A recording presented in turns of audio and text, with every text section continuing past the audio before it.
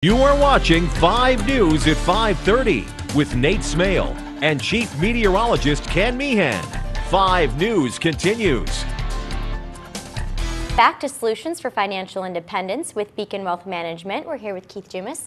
How you doing, Keith? Great, Kristen. How are you today? I'm doing good, thank you. We have a question from a viewer.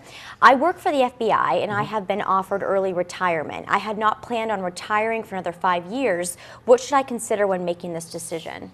Yeah, and the first thing you really have to consider, and what they're referring to there in particular, is they're having a buyout with some of the employees that work for the federal government, and they call this a VERA or a VSEP buyout.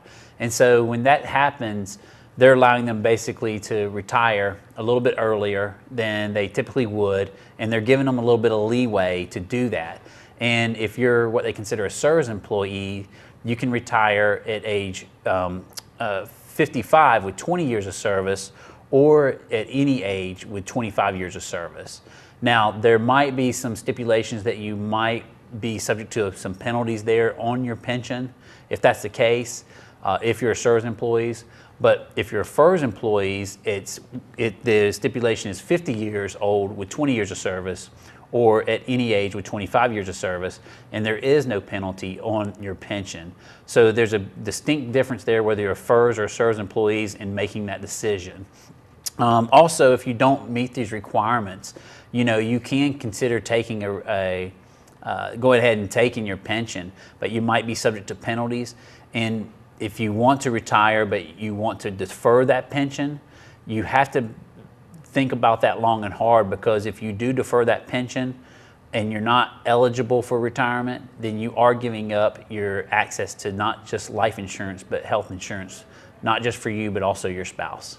Okay, so what should someone do if they are not sure if they can afford to retire? Okay, if they can't afford to retire and they want to, there's a couple things you got to do. The first thing is you really need to sit down and go over a couple different things in your own personal life to make that decision.